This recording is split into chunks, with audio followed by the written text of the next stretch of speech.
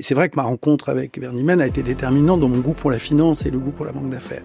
Moi, quand je vois Léon Marchand, je suis aussi fasciné par ce qu'il fait, et pourtant on fait pas du tout le même métier. Que ce soit Léon Marchand ou nous, il n'y a pas de réussite sans travail. Vous avez qu'à lire la correspondance de Mozart, on voit qu'il bossait tout le temps. Il faut rester dans notre position de conseil qui consiste à lui recommander quelque chose. Et à la fin, c'est lui qui décide parce que c'est son patrimoine, c'est sa vie professionnelle, c'est son opération financière. C'est comme votre mariage, on va pas décider à votre place avec qui vous allez vous marier, Guillaume. J'explique qu'il y a deux types de négociations, les collaboratives et les distributives. La distributive est malheureusement la plus fréquente. Les gens viennent en disant on va les baiser, ça va être incroyable. Bon. Le fonds santé, il veut parler au banquier santé et il va demander à son transaction service de la santé de le conseiller. Et si vous sentez pas la santé, il va dire mais vous puez l'automobile, on veut pas de vous. Le métier de banquier d'affaires a ceci d'intéressant qui vous apprend à travailler, à raisonner rapidement, à avoir des bons réflexes. Ça sera utile dans n'importe quel cadre. Moi, je pense que la banque d'affaires, ça se fait à deux, ce que j'ai toujours dit. Il faut partager votre destin de travail en banque d'affaires avec la personne avec laquelle vous vivez. Moi, j'ai commencé, on n'avait pas de téléphone mobile. Les rapports annuels, il fallait avoir accès à la bibliothécaire ou au bibliothécaire qui était en charge de collecter les rapports annuels des entreprises. Et donc, si on n'avait pas une bonne relation avec cette personne, on les avait après tout le monde.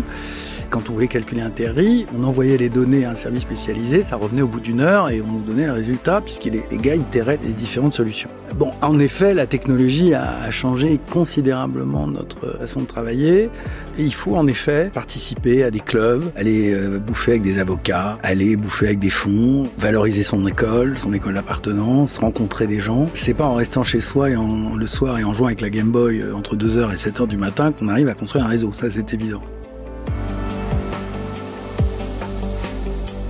Bonjour, je m'appelle Guillaume Pommier, je suis un ancien banquier M&A de Lazard et le cofondateur de Training You, la première plateforme de préparation aux entretiens en corporate finance, finance de marché et conseil en stratégie et management. Je vous souhaite la bienvenue dans la deuxième saison du Career Insight, le podcast créé par Training You pour mettre en avant des personnalités inspirantes qui évoluent dans ces domaines. Si vous cherchez un stage ou un CDI, ou si vous êtes simplement curieux d'en savoir plus sur ces métiers, le podcast est fait pour vous. Je vous souhaite une bonne écoute et un bon visionnage. Bonjour Franck Seda. Bonjour. Je suis ravi de vous accueillir ici au Village ByCA, l'accélérateur de start-up du crédit agricole, dans lequel nous sommes incubés avec Training You depuis maintenant quelques années. Franck Seda, vous êtes aujourd'hui managing partner au sein de la banque Degroof Petercam Finance. Vous êtes aussi professeur affilié à HEC Paris, membre de la Société française des analystes financiers et enseignant à Sciences Po Paris. Je précise aussi que vous êtes l'auteur de l'ouvrage Fusion et acquisition, évaluation, négociation, ingénierie et que vous avez contribué aux 3e, 4e, 5e et 6e éditions du Vernimmen. Un grand merci, Franck Seda, d'avoir accepté de partager votre expérience dans le Career Insight, le podcast lancé par Training You. Première question de podcast est toujours très générale. Pouvez-vous revenir sur les grandes étapes de votre parcours ? Merci Guillaume de m'accueillir dans ce lieu sympathique. Mon parcours en quelques mots. Donc, comme à sortie de Sciences Po, j'étais intéressé par l'économie et la finance. Et à l'époque, il n'y avait pas grand choix. On pouvait pas rentrer chez Lazard parce qu'il fallait être pistonné. Moi, j'étais d'une famille de scientifiques. Donc, il restait deux grandes maisons. La vie est amusante. D'ailleurs, Paribas d'un côté et une maison qui s'appelait Indo-Suez. Et donc, j'ai candidaté dans les deux et j'ai été pris chez Paribas, où j'étais pris en financement au départ. Et très vite, j'ai fait le tour de ce que c'est un comité de crédit et du financement, et j'ai eu l'occasion effectivement de rencontrer Pierre Vernimmen, comme vous l'avez rappelé, qui m'a finalement ouvert à la finance d'entreprise, qui m'a donné le goût au métier du conseil. Et j'ai eu la chance d'être au bon endroit au bon moment, c'était le moment où il était nommé responsable du département conseil qui venait d'être créé, en fait. Après sa mort, j'ai quitté Paribas, ce qui était en train de devenir BNP Paribas, et je suis allé en banque américaine, où j'ai passé plusieurs années. Et à l'issue de cette première période de ma vie professionnelle, j'ai éprouvé le besoin de travailler dans des entités plus indépendantes, à taille plus humaine. Donc je suis entré d'abord chez Odo, où j'ai passé 8 ans, et ça fait 13 ans que je suis chez Degroof Petercam Investment Banking, et je fais le même métier, donc de conseil financier de banquier d'affaires. Voilà. On va couvrir, Franck Seda, 3 principales thématiques pendant ce podcast. La première, c'est le métier de banquier d'affaires. La seconde, c'est les évolutions du métier de banquier d'affaires. Et la troisième, c'est le banquier d'affaires face à l'émergence des nouvelles technologie. Je commence avec la première thématique, le métier de banquier d'affaires, et une première question. Quand avez-vous découvert l'univers de la finance et qu'est-ce qui vous a attiré au départ dans le domaine de la banque d'affaires? Écoutez, en fait, c'est intéressant parce que je n'avais pas de goût particulier. À un moment, je voulais être chanteur d'opéra, hein, donc il n'y avait pas de prédestination. Je veux pas donner à tous ceux qui nous regardent l'idée que j'étais prédestiné. Mais je crois que la vie est une série de rencontres et de chances. Et c'est vrai que ma rencontre avec Bernie Mann a été déterminante dans mon goût pour la finance et le goût pour la banque d'affaires. Donc moi j'en retiens, et je dis ça pour tous les jeunes qui nous regardent, c'est qu'il faut être exigeant sur la qualité des gens avec qui on va travailler, parce qu'ils sont pour vous l'occasion d'apprendre votre métier, de vous donner le goût à faire des choses intéressantes. Et je crois que c'est important d'être exigeant, d'avoir une sorte de coût des capitaux propres vis-à-vis de ça, c'est-à-dire on cherche pas simplement un job, on rentre dans une équipe, on travaille avec des personnalités qui peuvent vous apprendre, et finalement la vie fait que il y a des changements d'organisation, de choses qui constituent des opportunités, et là il y a l'occasion d'accélérer si vous étiez avec les bonnes personnes au bon moment. Donc il n'y avait pas de prédestination. En revanche, c'est vrai que j'y ai pris goût progressivement et que c'est devenu mon métier. Ça, c'est vrai. Alors ce métier, cela fait plus de 25 ans que vous l'exercez, banquier d'affaires, et vous l'avez rappelé, vous avez connu pendant cette période de nombreuses institutions, Paribas, Crédit Suisse, ABN AMRO, Oddo Corporate Finance, et puis depuis 2013, Degroof Petercam Finance. Vous avez évidemment accompagné de nombreux clients sur des opérations très variés. D'abord, le métier de banquier d'affaires est-il exactement le même dans une grande banque comme Paribas ou Crédit Suisse et dans une boutique spécialisée comme Oddo Corporate Finance? C'est une bonne question. En fait, il y a des points communs, mais je dirais quand même que l'état d'esprit et l'environnement dans lequel on exerce ce métier est différent. Quand vous êtes dans une grande institution, le produit conseil, d'ailleurs ça s'appelle comme ça souvent, est vécu comme une expertise dans le cadre d'une relation globale que la banque a avec ses grands clients. Donc, il y a un sujet de M&A ou d'acquisition de cession, d'introduction en bourse. On va sortir le gars qui a cette expertise-là et il va être associé aux réflexions du client.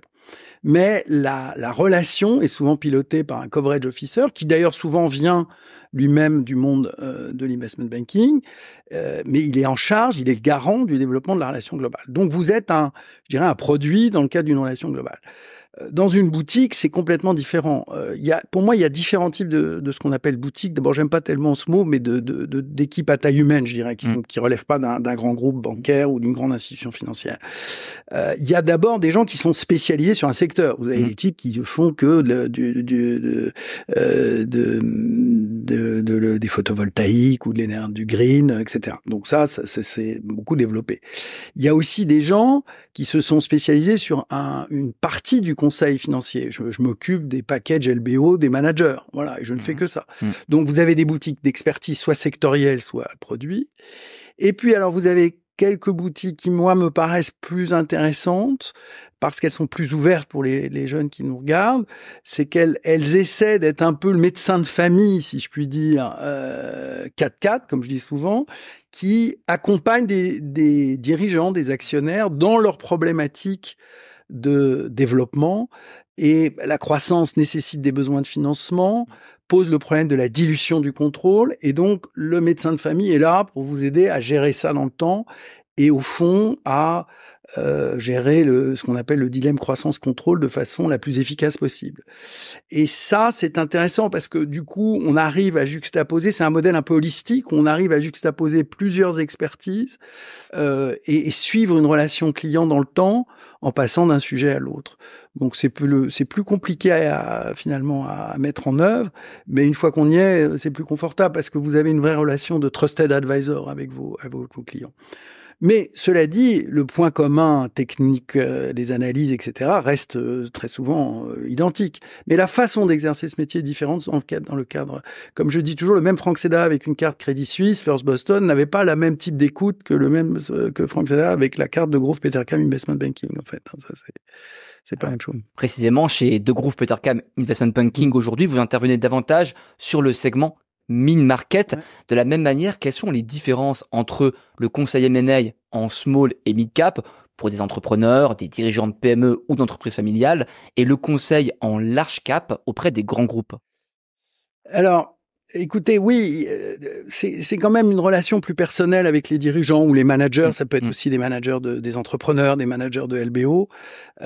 Donc, on a forcément, quand on est dans cet univers dit mid-cap, des relations plus incarnées, plus personnelles que quand on travaille dans des large cap. Vous travaillez pour des grands groupes où vous avez une armée de gens et vous êtes un membre de cette équipe de façon un peu désincarnée, en fait. Cela dit, attention, moi je dis toujours, le mid-cap, moi je suis capable d'avoir vendu la ferme au crocodile, qui est une affaire que je vous recommande de visiter, qui est près de Valence, qui est un parc d'attractions de crocodiles, qui appartenait à un groupe familial, que j'ai vendu, et en même temps avoir travaillé dans notre équipe sur des très grosses opérations, dont certaines pour Meridiam, etc. Donc, je crois qu'il faut pas classifier. On peut, je trouve qu'on est dans l'avantage d'être en mode plus entrepreneurial, c'est que le champ est plus ouvert. En revanche, il est vrai que plus on descend en gamme, plus le travail est intense parce que la qualité de l'information financière est pas la même. Les problématiques peuvent être aussi pour obtenir cette information, la normaliser, l'expertiser, c'est plus long. C'est moins processé, mais donc ça prend plus de temps, plus d'énergie. Donc il y a des points communs, il y a des différences pour répondre à votre question. Parmi les grandes banques, on distingue généralement les banques européennes et les banques américaines. Existe-t-il des différences entre ces deux types de banques? Oui, c'est quand même un univers assez différent pour avoir vécu les deux. Moi, je rappelle d'abord que le marché américain est quand même le plus grand marché du M&A au monde. Encore aujourd'hui, il représente à peu près plus de la moitié du marché mondial du M&A. Donc, la banque américaine, elle est présente dans ce marché, qui est en plus oligopolistique. Donc, elle a tous les atouts concurrentiels pour gagner en part de marché en Europe, puisqu'elle a ce grand marché qui la porte et qui lui permet d'aller nourrir en Europe. Donc, pour moi, c'est déjà une vraie différence. Un des problèmes des banques européennes, même des grandes banques d'affaires européennes, c'est qu'elles sont peu ou pas présentes aux États-Unis, notamment pour des raisons réglementaires ou historiques, et donc ça crée une vraie différence. Par ailleurs, je pense que la façon de faire ce métier est différente. La notion de trusted advisor est beaucoup plus présente dans les banques américaines. La relation avec les sponsors aussi est beaucoup plus présente historiquement. Et donc, moi, je l'ai vécu quand j'étais en banque américaine. J'ai appris beaucoup de choses. Simplement, c'est l'armée américaine. Voilà. Donc, il faut s'y habituer par rapport aux armées européennes. C'est pas la même chose. Le niveau d'exigence aussi n'est pas le même sur certains sujets. Donc, il y a des avantages et des inconvénients à chacun des modèles. Mais aux jeunes qui se posent la question, je pense que c'est une expérience qui est quand même très intéressante de pouvoir travailler dans une banque américaine si vous avez l'opportunité de le faire. Et en tout cas, vous verrez des choses que vous ne verrez pas dans une banque européenne ou dans une boutique européenne. C'est quoi les différences culturelles entre les deux dont vous parliez? Je pense que c'est cette forme de réactivité permanente sur tous les sujets. Moi, j'ai eu la chance de travailler avec Tony James, qui était le patron de DLJ et qui est devenu ensuite le patron de Blackstone. C'était quelqu'un qui vous appelait le week-end parce qu'il avait une idée sur une boîte française et qui vous disait il faut qu'au lundi matin on ait un pitch, voilà. Et il y a cette réactivité, cette culture du business qui est phénoménale. Enfin, je veux dire, et qui est fantastique quand elle est bien faite, quand ça marche bien, quand c'est des firmes qui fonctionnent à une grande vitesse. L'information aussi, le process d'information est incroyable parce que cette profondeur du marché américain dont je parlais fait que dans chaque secteur, tous les matins, j'avais un mail à 8h du matin qui me donnait les 10 opérations importantes qui concernaient les sociétés ou les clients que je devais couvrir. Donc ça vous aide. Mais la pression est considérable et on est as good as your last deal dans une banque américaine. Alors que dans une banque européenne, on a vu des cas où il y a des gens qui font pas beaucoup de deals et qui restent là longtemps. Donc c'est la culture d'entreprise n'est pas la même du tout. Donc je pense que les deux, encore une fois, les deux modèles sont intéressants, mais sont différents. La banque d'affaires est un vieux métier. Traditionnellement, que recherche un client quand il fait appel à un banquier d'affaires? Autrement dit, quelle valeur ajoutée le dirigeant d'entreprise ou le fonds d'investissement va chercher quand il a recours au service d'une banque d'affaires? Et cette valeur ajoutée est-elle la même aujourd'hui qu'avant? Oui, alors j'ai l'habitude de dire que c'est le plus vieux métier du monde, mais pourtant c'est pas celui-là auquel on pense habituellement. Mais c'est vrai, c'est ce que je dis aux étudiants, puisque voilà, l'intermédiation, l'information, l'échange d'informations, on voit bien que ça fait partie du développement de nos économies de marché, notamment en Europe occidentale. Écoutez, je pense que en fait, l'analogie qu'on peut prendre quand on me pose cette question-là, il faut faire preuve un peu d'humilité. Si vous avez, Guillaume, une belle maison en Normandie, voilà, et vous voulez la vendre, vous pouvez le faire vous-même. Vous pouvez vous taper les annonces, répondre directement aux acheteurs, faire les visites, vous assurer de la solvabilité des acheteurs potentiels, d'aller chez le notaire pour vérifier que le contrat va être conforme à ce que vous attendez, etc. C'est tout à fait possible. Il y a des gens qui font ça, qui le font bien. Pourquoi pas? L'avantage d'avoir quelqu'un qui a l'expérience de ce type d'opération à vos côtés, c'est qu'il va vous faire gagner du temps. Et il va gérer l'imprévu. Parce qu'il y a toujours de l'imprévu. Votre château, en fait, vous le saviez pas, mais vous aviez acheté un très joli château et il y a une voie TGV qui pourrait se construire. Alors, il va bien falloir qu'on tienne compte de ça avec les acheteurs potentiels. Bien sûr. Donc, vous voyez, c'est ça notre métier, c'est de savoir gérer l'imprévu. Et notre valeur ajoutée, c'est d'anticiper en permanence ce qui peut se passer. Donc, pour moi, cette partie-là du métier restera si elle est de qualité, si elle correspond à vraiment à une vraie valeur ajoutée. Et je crois aussi que vous connaissez pas tous les acheteurs potentiels de votre joli château, alors que moi qui en ai vendu pas mal, en tant qu'agent immobilier, je me pense cette analogie toujours, je les connais. Voilà, et je peux peut-être leur parler. Donc, et enfin, dernière chose, il y a des choses que les acheteurs vont me dire qui vont pas vous dire à vous. Parce que ils vont pas oser vous dire que votre château, toute la toiture est à refaire. Et donc, c'est pour ça qu'ils font un prix. Voilà. Donc, on sert aussi de plomb. Vous savez, quand un plomb saute, on protège notre client. Donc, ce métier-là, pour moi, il fait partie de la vie commerciale, la vie des affaires. Et donc, il s'inscrit dans la durée. J'ai pas d'angoisse selon la façon dont il est fait, naturellement. Quelles sont, selon vous, les principales compétences pour être un bon banquier d'affaires? Ces compétences ont-elles évolué entre vos débuts et aujourd'hui? Alors, à nouveau, je vais vous décevoir, mais un bon boulanger, il bosse, il est tenace, il est disponible, il est sourit quand voilà. Donc, soyons humbles. Moi, je sais bien que ce métier fait rêver beaucoup de jeunes.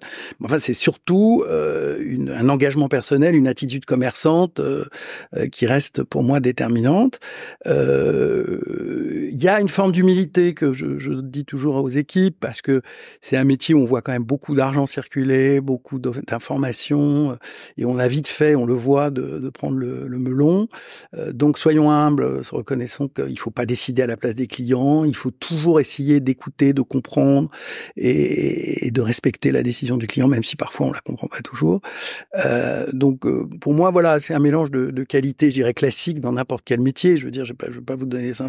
Moi, quand je vois Léon Marchand, je suis aussi fasciné par ce qu'il fait et pourtant, on fait pas du tout le même métier, d'accord? Donc, soyons humbles. Mais disons aussi quand même que dans tout état de cause, on sent qu'il faut bosser, que ce soit Léon Marchand ou nous, il n'y a pas de métier, il n'y a pas de réussite sans travail.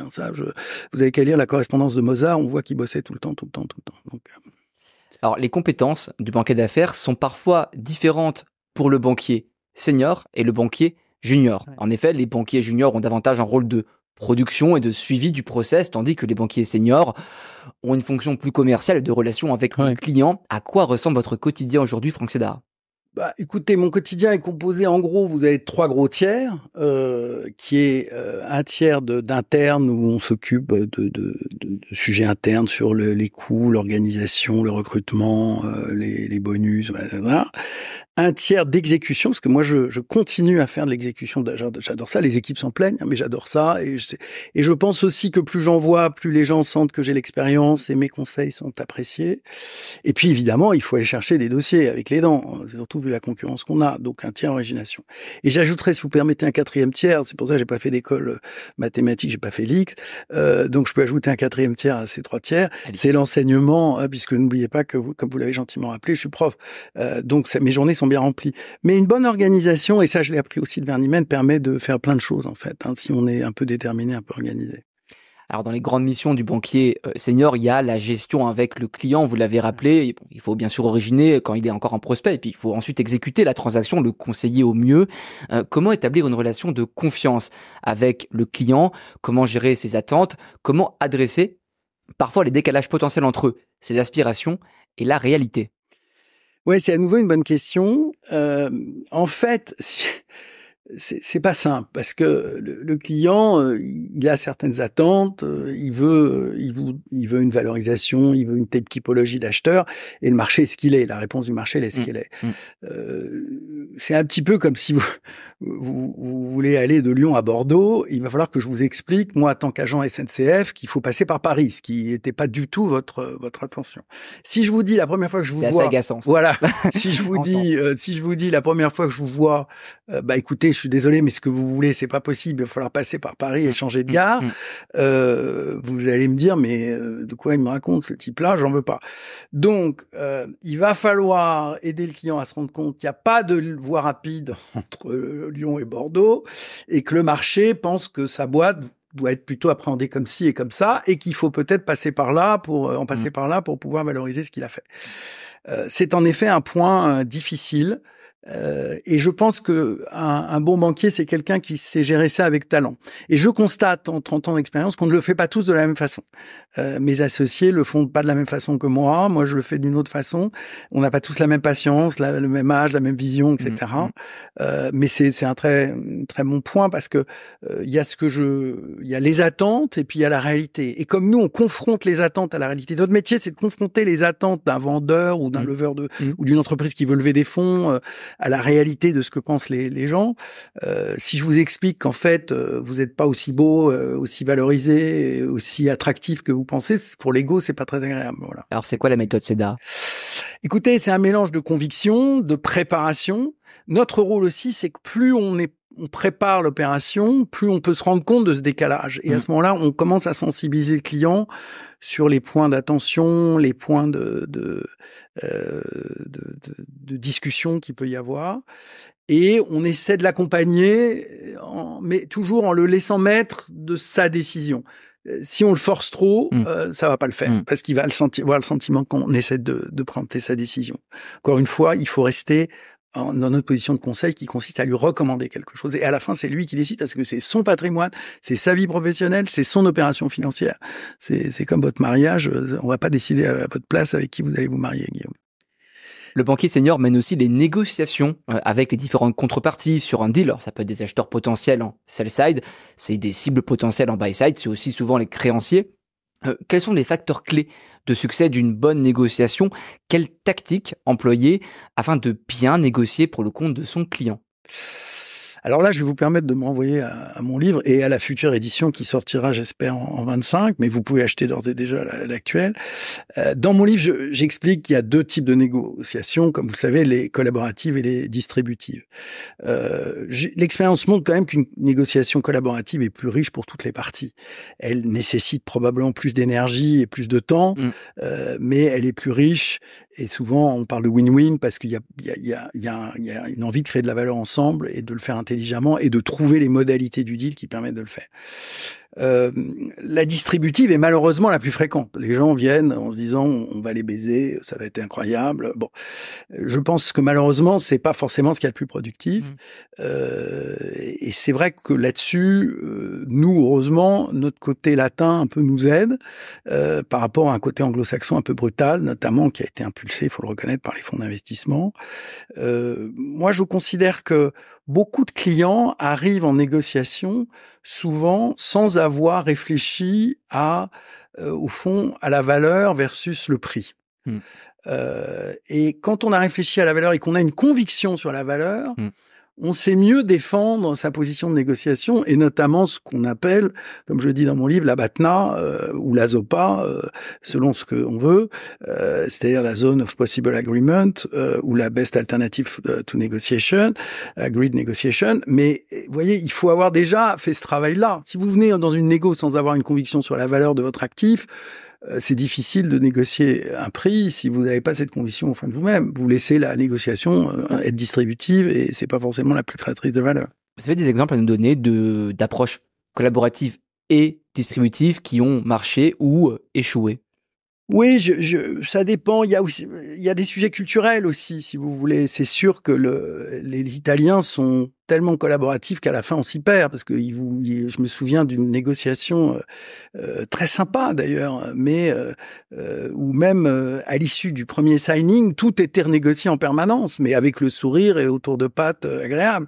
Donc il y a des choses drôles. Et puis j'ai des souvenirs de négociations en Scandinavie distributives où les types sont entrés dans la salle, on a fait notre proposition, ils sont ressortis, on les a jamais revus. Donc vous voyez, il y a des choses assez drôles quand même.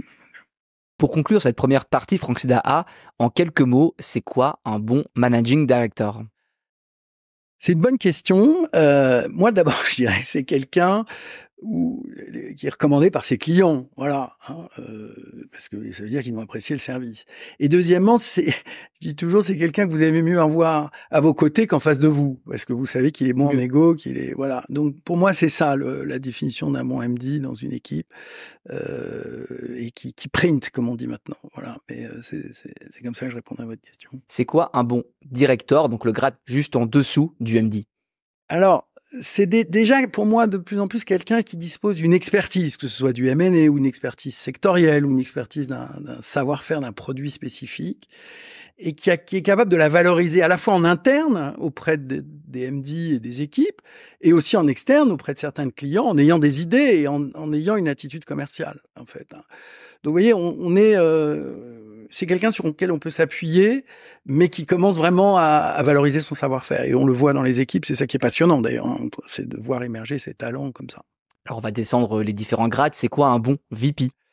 Alors le VP, c'est la cheville ouvrière en fait, hein, parce que il est à la fois le garant de l'exécution d'une opération, il est la courroie de transmission entre les associés, les analystes et notamment les banques américaines et les directeurs et les managing partners. Pour moi, c'est un peu un carrefour, si vous voulez. Il est là pour c'est une une gare de triage, quoi. Et donc il apporte du levier aux seniors et il prend en main, il est le garant en fait de l'exécution. C'est quelqu'un qui est très engagé dans son travail évidemment, et qui anticipe bien ce qui va se passer et qui sait bien piloter au-dessus et en dessous. Il sait manager l'équipe au-dessus et en dessous. C'est quoi un bon associate? Un bon associate, c'est un rôle difficile parce on doit à la fois gérer les analystes et puis se taper le VP au-dessus. Donc on est un peu coincé entre le fromage et vous savez comme dans les sandwichs quoi et le jambon. C'est un peu la même chose que le VP. Il faut qu'il gère ce flux-là en optimisant la charge de travail des analystes et en étant le garant vis-à-vis du VP de la production des choses. Moi, je considère quand même que l'associate qui prend du grade dans une équipe, c'est quelqu'un qui est à la fois apprécié, je le vois moi, par les équipes juniors, et qui est très apprécié par les gens au-dessus de lui. Il y a une sorte de PER implicite de l'associate, si vous voulez. On a envie de travailler avec lui. D'ailleurs, les jeunes aiment bien travailler avec cette fille, et puis cette femme. Et puis au-dessus, c'est pareil. Nous, on aime bien les avoir dans l'équipe parce qu'on sait que c'est un élément de fiabilité et d'accélération de l'exécution. Enfin, on termine, c'est quoi un bon analyste? La question qu'on pose souvent, notamment mes étudiants. Écoutez, alors, c'est le truc le plus dingue, puisque un bon analyste, on va exiger de lui rapidité, rigueur et efficacité. Alors, comment on peut être rapide, rigoureux et efficace la nuit, en général, enfin, tard le soir ou tôt le matin, ça dépend l'heure qu'il est. C'est pas possible. Donc, en fait, la seule réponse, c'est le travail. Mais c'est le travail pas tout seul. Parce que les questions que le bon analyste se pose, les gens autour de lui se sont posés ces mêmes questions, et ce sont aussi des ressources pour cet analyste. Donc c'est aussi celui qui sait aller trouver l'information. Et on le voit bien, c'est à la fois une question de personnalité, de mindset. En revanche, si j'ai un conseil à donner à un jeune analyste, c'est vaut mieux pas faire 2 fois la même erreur, parce que là, ça se voit, notamment dans Comment construire son propre réseau quand on est encore un jeune banquier d'affaires? Oui, c'est une bonne question qu'on nous pose souvent. Je pense que il faut sortir de sa boîte et il faut en effet participer à des clubs, aller bouffer avec des avocats, aller bouffer avec des fonds, valoriser son école d'appartenance, rencontrer des gens. C'est pas en restant chez soi le soir et en jouant avec la Game Boy entre 2h et 7h du matin qu'on arrive à construire un réseau. Ça, c'est évident. Je pense aussi que vos clients sont également les clients que vous côtoyez, les jeunes que vous côtoyez dans les opérations financières, sont les occasions d'entrer en contact avec d'autres personnes. Et aussi, n'oubliez jamais les anciens collaborateurs avec qui vous travaillez, qui vont essaimer et qui eux-mêmes rentrent dans des fonds, dans des choses, et qui vous permettent de construire un réseau. Donc ça prend du temps, pour piloter sa carrière, il faut prendre le temps de le faire. Un bon exécutant sera jamais suffisamment valorisé en tant que tel s'il n'a pas un fonds de commerce ou un réseau qui puisse se matérialiser à un moment ou à un autre par une capacité à originer un mandat. Franck Zédea, on voit beaucoup de jeunes banquiers d'affaires qui passent quelques années et puis qui vont faire autre chose. Comment durer dans ce métier? Oui, c'est une bonne question. Surtout que c'est un métier difficile. Alors, il y a déjà des gens qui partent parce qu'ils en ont marre ou qu'ils ont un autre projet professionnel. J'ai rencontré récemment quelqu'un qui, après 5 ans de banque américaine, est parti faire de la couture, je crois, ou quelque chose, enfin, de prêt-à-porter, donc quelque chose de complètement différent. Voilà. Les autres, je pense aussi qu'il faut quand même une énergie personnelle forte, parce que c'est un métier qui prend de l'énergie et donc il faut être capable de la tenir sur la durée. Et je pense aussi qu'il faut se poser à tout moment la question est-ce que je suis au bon endroit, sur la bonne practice, sur le bon secteur, etc. Si on veut durer, parce qu'encore une fois, si on se surspécialise ou si vous êtes enfermé dans une seule expertise, quand elle n'est plus là, ou qu'elle est rachetée, ou qu'elle est fusionnée, forcément vous disparaissez d'une façon ou d'une autre. En tout cas, je crois que les institutions changent, se vendent, s'achètent, etc. Moi, je l'ai vécu dans toute ma carrière. En revanche, la personnalité des individus, la qualité de leur engagement et la valeur qui est perçue de leurs conseils reste. Voilà, c'est ça la différence entre les deux. Doit-on intégrer une banque d'affaires quand on est un jeune diplômé pour faire quelques années et puis ensuite aller, comme on dit, en buy side et intégrer un fonds de private equity, par exemple? Alors ça, c'est le rêve de tout étudiant de grande école de commerce, de se dire je vais faire 3-5 ans de banque d'affaires et puis je serai appelé, je serai élu pour entrer dans un fonds, puisqu'en effet, on voit bien que être dans un fonds, ça a quand même de nombreux avantages, notamment financiers, mais pas que. Écoutez, je dirais, il y a beaucoup d'appelés et peu d'élus. Autour de ma longue carrière, j'en ai vu, mais j'en ai pas vu beaucoup. C'est une condition nécessaire, mais c'est pas une condition suffisante. Pourquoi ? Parce que, comme vous le savez, d'abord, il y a peu de recrutement dans les fonds de private equity, surtout à des postes relativement seniors. Voilà. Donc, un junior qui est pris, c'est souvent parce que le fonds a grandi et s'équipe. Il y a peu de rotation aussi dans les fonds, sauf s'il se passe quelque chose, mais le fonds est vendu ou acheté, là les gens partent. Mais il y a peu, parce que les gens ont du carry, ils sont tenus. Il y a peu d'intérêt à quitter le navire. Il y a peu d'intérêt à quitter le navire, donc il y a peu d'élus. Alors c'est une condition nécessaire, mais c'est pas suffisant. Je dirais que si on veut vraiment aller là, il faut pouvoir se rapprocher des fonds. Je pense que être en capacité de travailler avec des fonds et de leur montrer votre valeur ajoutée, ça augmente vos chances dans une grande foule où il y a plein de monde. Si on vous voit un peu, ça augmente votre chance d'y arriver. Mais c'est un vrai challenge. Donc vous avez déjà le challenge de tenir en banque d'investissement, d'y rentrer, d'y tenir, et ensuite d'être dans les élus du private equity. J'ouvre la deuxième thématique de ce podcast, l'évolution du métier de banquier d'affaires, avec une première question plutôt liée à l'actualité. Le marché des M&A et du conseil en financement a ralenti ces dernières années après une période assez exceptionnelle. Quelle est votre analyse de la situation ? Alors, d'abord, il y a une chose fondamentale qu'il faut jamais oublier, c'est que le marché des fusions-acquisitions dépend de la liquidité et de la conjoncture économique. Donc, c'est sûr qu'avec le ralentissement conjoncturel qu'on a, les incertitudes géopolitiques et les tensions qu'il y a eu sur les taux d'intérêt, ça favorise pas les transactions. Je constate quand même que l'année 2024 va pas être si mauvaise que tout le monde l'avait prévu, parce qu'il y a quand même eu de belles opérations, de belles transactions, et en mid-cap, le marché est toujours relativement actif. Je considère qu'il y a aussi ce marché du conseil en financement qui est intéressant parce que dans une période où la liquidité se tend et plus onéreuse, vous avez besoin d'aller chercher le meilleur rapport qualité-prix, si je puis dire, et donc vous avez besoin de conseils financiers pour faire ça. Donc, c'est sûr, je pense que c'est pas la période faste qu'on a connue avec des taux zéro où on empruntait de l'argent gratuit quasiment. On viendra pas à ça, mais je suis pas inquiet sur les perspectives de cette activité à moyen terme.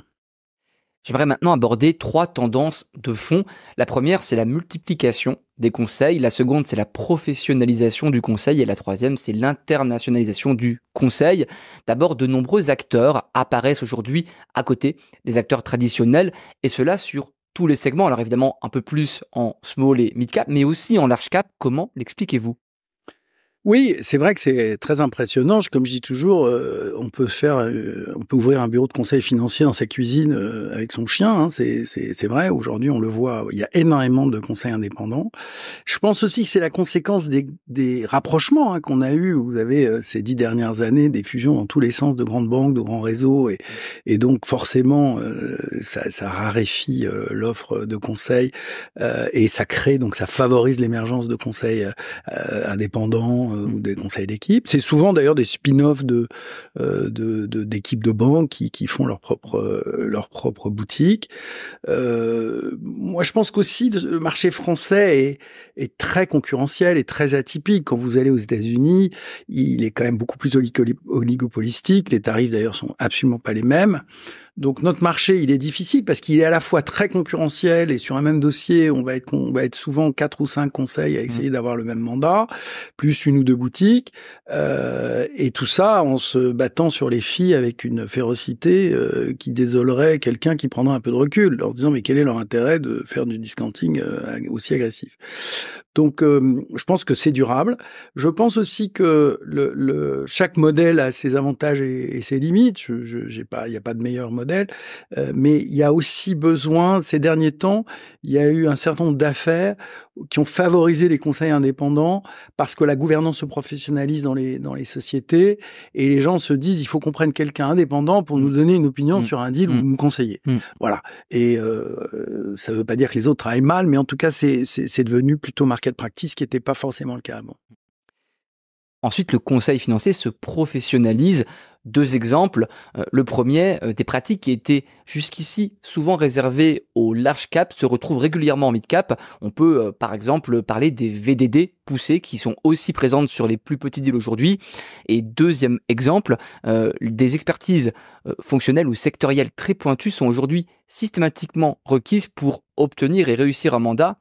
Et on voit parfois des petites boutiques qui ont recours à des senior advisors pour les accompagner dans les process. De la même manière, comment expliquez-vous cela ? Le résultat de la concurrence, si vous voulez, je pense, c'est que il y a une surspécialisation un petit peu et puis les fonds ont participé à cette évolution que vous décrivez.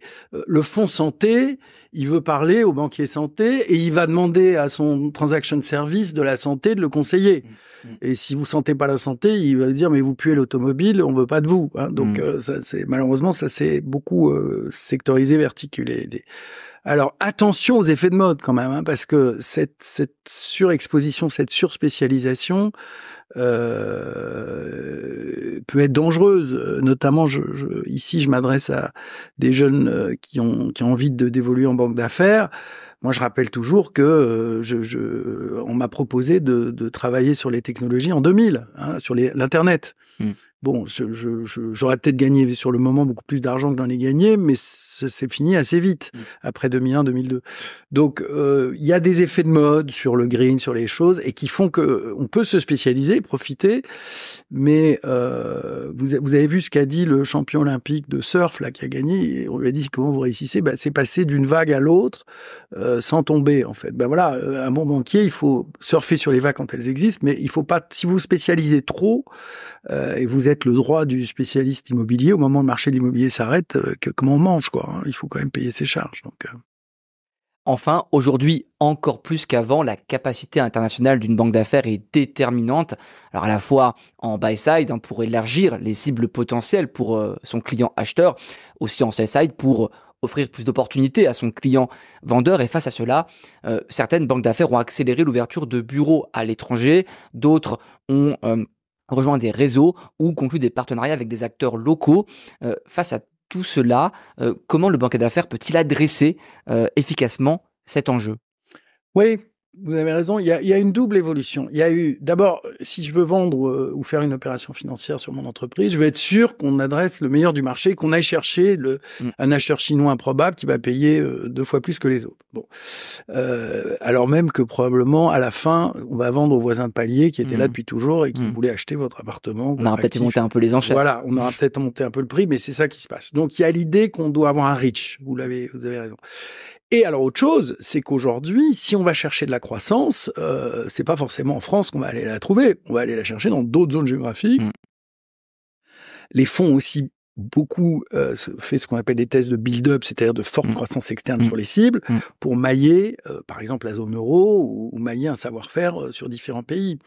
Donc c'est devenu aujourd'hui une problématique vraiment importante. Donc c'est pour ça que nous, on a fait le choix de rejoindre un réseau exclusif qui s'appelle IMAP, qui nous a apporté cette dimension. En fait, c'est des équipes indépendantes dans chaque pays, ils sont dans 40 pays, et ça nous permet d'avoir en deal flow beaucoup de choses à proposer à nos clients et nous, à ce qui nous donne un coup de main quand on commercialise un dossier. Et c'est aujourd'hui indispensable. Ça, c'est l'un des modèles. L'autre modèle, c'est d'avoir des équipes internationales brandées sous le même nom et qui vous aident sur des transactions. Les deux modèles existent. Évidemment, un setup international coûte beaucoup d'argent, donc suppose une taille plus importante qu'un réseau exclusif qui est plus léger, puisque chacun a son PNL et aide son voisin. En tout état de cause, c'est très difficile, je pense. C'est le problème de certaines boutiques aujourd'hui. Vous pouvez avoir une équipe très smart, très manœuvrante, etc. S'il faut faire un deal en Allemagne, c'est quand même mieux d'avoir une équipe sur place et d'être présent, d'être capable de lire les comptes, etc. Donc je pense qu'aussi ça sera une barrière à l'entrée, ça, dans les années à venir, bien sûr. Aujourd'hui, les jeunes recherchent beaucoup un métier avec du sens, avec de l'impact. Que diriez-vous à ces jeunes? Est-ce que la banque d'affaires peut aussi leur correspondre? Écoutez, alors d'abord, on a l'impression que nous, on cherchait pas de sens, parce que quand j'entends ça, moi, je rappelle que j'ai décidé d'enseigner pour rendre ce que Vernimen m'avait appris, en fait, ce qui m'a motivé après sa disparition brutale à reprendre son livre, à enseigner, etc. C'était pour rendre ce qu'il m'avait appris, et j'ai toujours voulu faire ça. Donc, je pense que avoir du sens, c'est très important dans sa vie, et c'est bien que les jeunes l'expriment aujourd'hui. Et moi, je trouve ça tout à fait normal. Je pense aussi que le métier de banquier d'affaires a ceci d'intéressant qui vous apprend à travailler, à raisonner rapidement, à avoir des bons réflexes ça sera utile dans n'importe quel cadre, y compris si vous dans un cadre caritatif, d'avoir des bons réflexes sur des jugements de situation, des négociations que vous voulez mener pour avoir une levée de fonds importante pour un projet caritatif, etc. Donc tout ça, c'est des bons outils.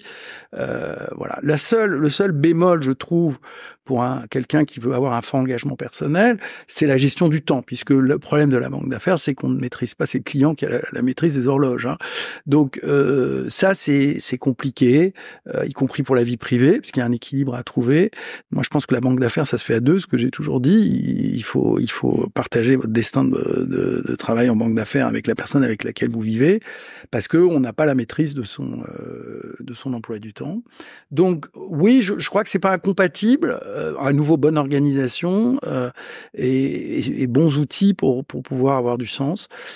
Et puis par ailleurs, il y a de plus en plus aussi d'équipes qui organisent des choses en interne dans les banques pour soit faire des actions caritatives, soit se spécialiser sur des thématiques ESG. Donc il y a moyen de faire des choses.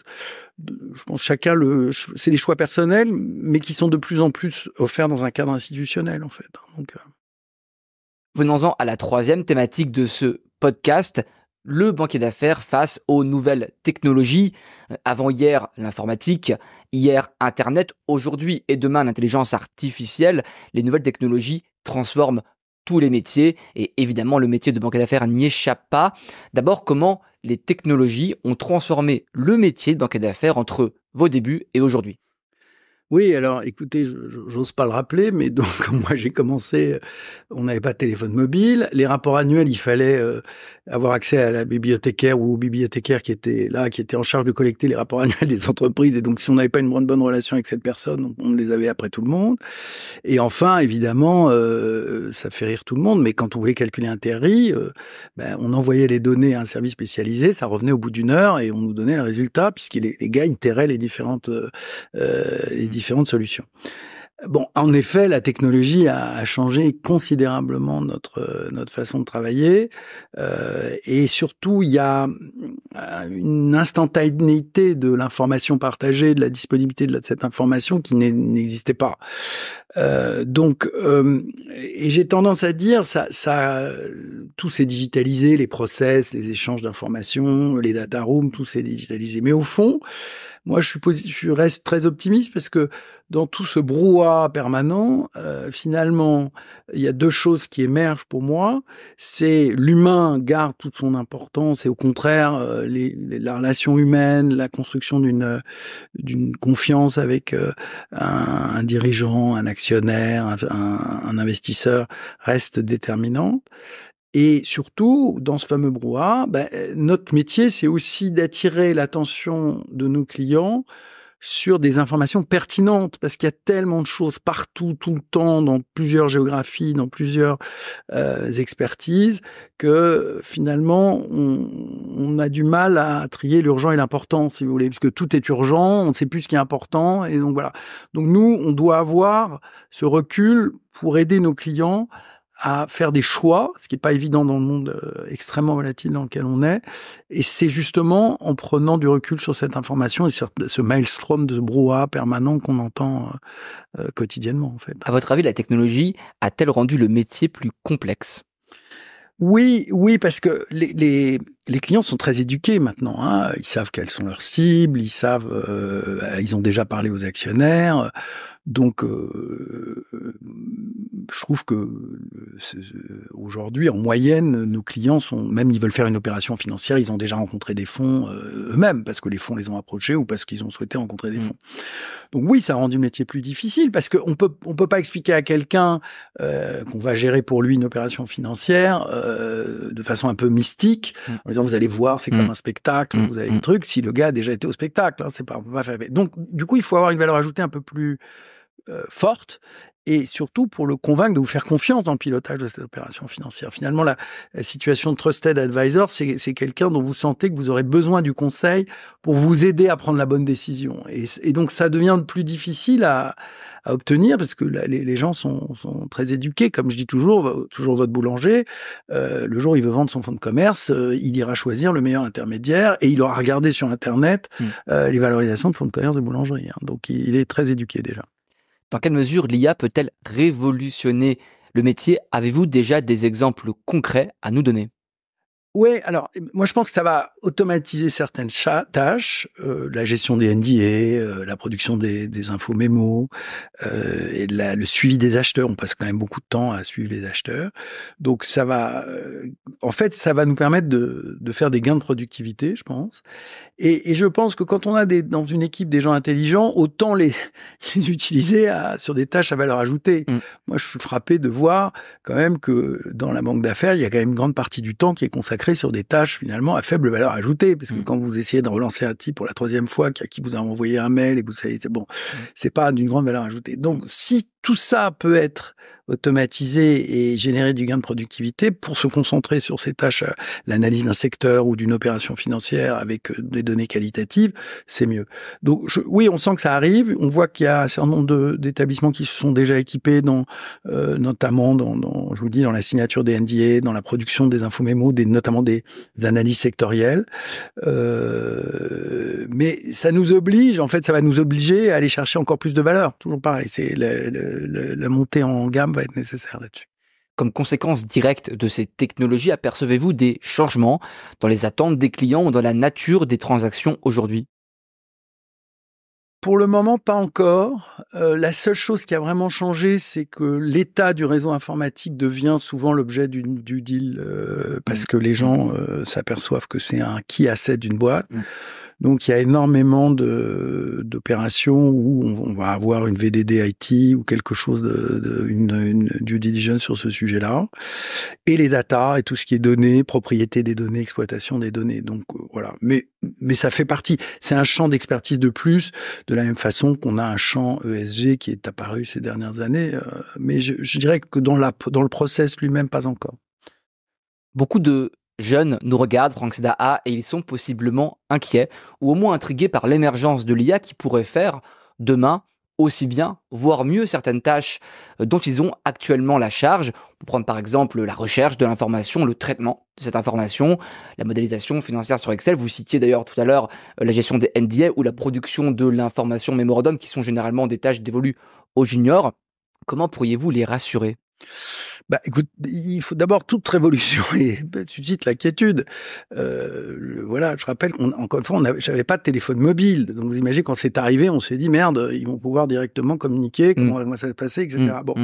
Donc faut pas s'inquiéter. Je pense que du coup on adapte son travail. Je crois qu'il faut le secret, c'est d'avoir en permanence essayé d'adapter sa façon de travailler et de garder ce qu'il y a de mieux dans la technologie, mais de filtrer ce qu'il y a de moins bien finalement. Et on le voit sur l'intelligence artificielle. Il y a des choses fantastiques, mais il y a aussi des interrogations importantes sur la pertinence de l'information qu'elle vous donne. Surtout dans un monde où il y a énormément de rumeurs, de fake news, etc., de choses. Donc, je suis très frappé par le fait que les nouvelles générations font énormément confiance à la donnée qu'ils extraient d'Internet. Et ils savent plus calculer une dette nette en se posant les bonnes questions sur la typologie des différentes caractéristiques d'une dette nette. Et ils prennent le chiffre qui est d'ores et déjà, j'ai trouvé sur Bloomberg la dette nette, c'est super, voilà. Et donc non, la valeur ajoutée pour moi d'un bon junior, c'est de benchmarker le chiffre qui est donné par la machine et de se poser la question par rapport à cette information. Est-ce qu'elle est pertinente? Est-ce qu'elle a été bien calculée? Est-ce que les provisions étaient bien prises en compte? Est-ce que l'IFRS a été bien pris en compte, etc. Donc attention au prêt-à-penser, c'est vachement dangereux. Donc gardons notre esprit critique. Un bon analyste, un bon associate, un bon outil, c'est celui qui fait preuve d'esprit critique sur la donnée qu'on lui qui déboule de tous les systèmes informatiques. Alors justement, comment faire la différence dès les premières années pour le junior? Plus globalement, qu'attendez-vous chez vos jeunes collaborateurs? Moi, une capacité de travail indéniablement, un engagement personnel, ça c'est la première chose. Et je pense que il faut oser, c'est-à-dire que il faut oser apporter une idée, apporter quelque chose. Évidemment, faut pas dire n'importe quoi tout le temps, mais je pense que et c'est là où, si vous voulez, c'est plus facile d'oser dans un environnement à taille humaine, de type boutique ou ce que vous appelez boutique, que dans une grande institution anglo-saxonne où vous êtes à l'armée et il y a tout à coup un jeune officier qui se permet une remarque en pleine réunion des généraux. Ça va pas marcher. Donc c'est aussi une question de tempérament. Mais je pense que quelqu'un qui est ambitieux dans une banque d'affaires peut rapidement en fait exprimer son talent et ça se perçoit rapidement parce qu'on a quand même on travaille dans un milieu assez ouvert où on travaille sur des situations complexes et on a besoin d'intelligence collective. Je crois beaucoup à la chasse en bande. Je pense pas qu'on réussit individuellement en banque d'affaires. Je pense que la réussite elle est collective parce qu'on a une bonne équipe d'exécution, parce que on a de l'information qui nous revient, parce que on va tous dans le même sens si vous voulez. Vous savez, je prends toujours cette analogie. Je sais pas si vous avez déjà vu des orques qui délogent des ours polaires sur un iceberg. C'est très impressionnant parce que les orques, c'est quand même pas des animaux très manœuvrants et ils se mettent tous ensemble à nager pour pouvoir faire finalement tomber l'iceberg dans l'eau et donc l'ours polaire et attraper l'ours polaire.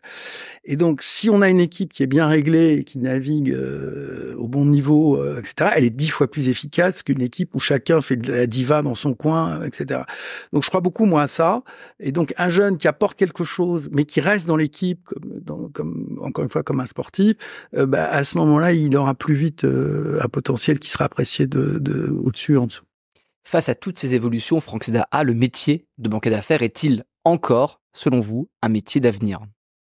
Ouais, parce que je crois que dans une période compliquée, qui est celle qu'on vit, où il y a des tas de risques partout, je crois à la valeur du conseil plus qu'à la valeur du process. Il y a beaucoup de gens qui confondent le métier de conseil financier, le métier de banque d'affaires, à la gestion d'un process. On va vous faire un process aux petits oignons, on va contacter 1300 acheteurs, on va envoyer 1900 mails, et l'infomémo, il y aura des photos couleurs, et il sera en 3D d'ailleurs, ça va être vachement bien. Bon. Mais c'est pas pour moi la bonne réponse. Encore une fois, vous devez prendre le client doit prendre une décision. Est-ce que j'achète? Est-ce que je vends? Est-ce que je m'introduis en bourse? Est-ce que je lève des fonds? Est-ce que je m'endette? Voilà. C'est pas des décisions simples. Si c'était simple, il y aurait pas besoin de conseil. Donc le conseil financier, c'est justement si c'est fait avec intelligence et engagement, c'est une façon d'aider ses clients à prendre des décisions. Et parfois on y arrive, parfois on n'y arrive pas. Il faut reconnaître que c'est pas toujours facile, mais c'est ça qui est passionnant dans ce métier. Et donc gardons ça comme bien en tête. Le process sera de plus en plus digitalisé, automatisé, etc. Et les gens ne paieront plus pour le process, surtout qu'ils pourront le faire eux-mêmes. Je veux dire, voilà. C'est une question aussi qu'on me pose souvent. Les marketplaces de M&A, finalement, à terme, vous servirez plus à rien. Vous êtes bien payé pour rien foutre, etc. Tout ce discours, je le connais bien. Je constate que les marketplaces de M&A n'arrivent pas à se développer parce que vendre une entreprise, c'est pas comme vendre un appartement. Hein. Donc, il y a quand même des choses sensibles. Il y a quand même un fonds de commerce, des clients, une confidentialité, une typologie d'acheteurs qui est différente. Donc, ce savoir-faire, cette valorisation du conseil, d'un réseau aussi, c'est quelque chose qui restera. Et en tout cas, moi, je pense que le métier a toujours de l'avenir. Faut pas vous inquiéter. Guillaume, je vous sens inquiet, mais c'est pas... Franck Sdaa, on arrive à la fin de ce podcast, mais il reste encore une partie, c'est le traditionnel quiz du Career Inside. Je rappelle brièvement les règles. Ce sont des questions courtes de mon côté et des réponses courtes de votre côté. Ça va être dur pour moi, hein, mais je vais essayer. La différence entre un bon banquier d'affaires et un excellent banquier d'affaires. Pour moi, l'excellent banquier d'affaires, il a été au-delà de la qualité de l'exécution. Voilà, il a su se constituer un réseau, valoriser un fonds de commerce et créer une sorte de marque personnelle, si vous voulez. Voilà, c'est ça un excellent banquier d'affaires. Votre meilleur souvenir professionnel? Écoutez, j'en ai un. C'est un jour, j'ai appelé mes parents pour leur dire que je passais à la télé parce que j'avais été désigné comme expert indépendant sur la fusion GDF-Engie. Et donc le management d'Engie s'était dit, ça serait bien que l'expert présente à l'Assemblée générale les conclusions de son rapport. Donc je me suis retrouvé au Palais des Congrès en direct pour présenter mon rapport d'évaluation. Donc c'est un bon souvenir que je garde. C'est assez rare en fait.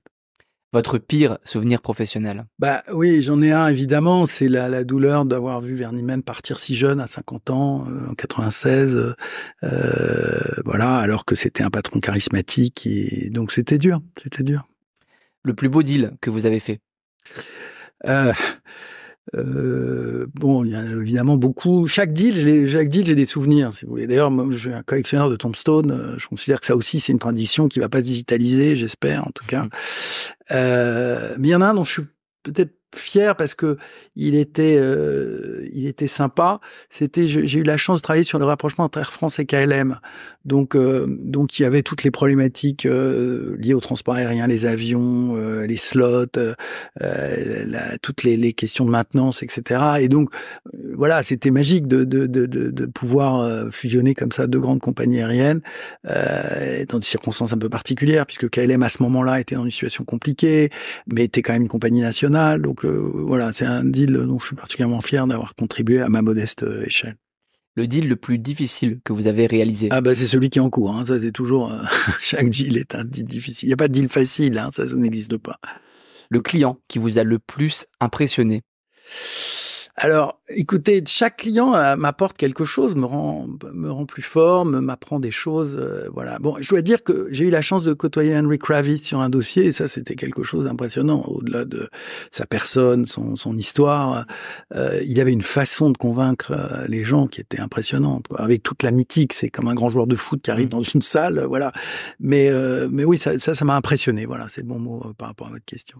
L'anecdote que vous n'avez pas souvent partager et que vous aimeriez nous raconter aujourd'hui? Je me souviens, j'ai eu la chance de travailler pour Serge Dassault et Charles Edelsten, qui pilotait à la fois Dassault Aviation, Dassault Systèmes, et qui est ce grand groupe, ces deux grands groupes. Et alors moi j'étais un jeune VP à ce moment-là, et j'avais demandé, je me souviens, à Serge Dassault, mais je comprends pas, président, il y a plein de trésoreries dans Dassault Aviation, vous devriez vous la distribuer. Finalement, elle est placée là à des taux très faibles, ça n'a aucun intérêt. Et il m'a regardé, il m'a dit merci beaucoup, jeune homme, mais je voudrais vous dire, on ne mange pas plus de 3 fois par jour. Et j'avais trouvé que c'était une bonne réponse à la question que je posais. Le conseil que vous donneriez au jeune Franck Sédat qui étudiait à Sciences Po dans les années 1980? Va voyager 1 an avant de rentrer dans la vie professionnelle. Je le regrette de ne pas l'avoir fait. Je dis toujours ça à mes étudiants parce que c'est vrai qu'après on est pris par le job, la vie familiale, la vie personnelle. Donc allez voir du pays. Surtout sortez de notre beau pays pour en aller voir d'autres parce que c'est toujours intéressant. Merci Franck Sédat. Merci à vous Guillaume, à bientôt. Merci d'avoir suivi ce podcast. Je vous donne rendez-vous pour un prochain épisode du Career Insight. Pour retrouver les précédents épisodes du Career Insight, mais aussi de notre autre podcast, Chose au Career, rendez-vous sur YouTube, Spotify ou Apple Podcast. N'hésitez pas aussi à nous suivre sur LinkedIn, Instagram et TikTok pour être au courant de l'actualité de ces métiers et à vous abonner à la plateforme Training You si vous cherchez un stage ou CDI pour booster votre préparation.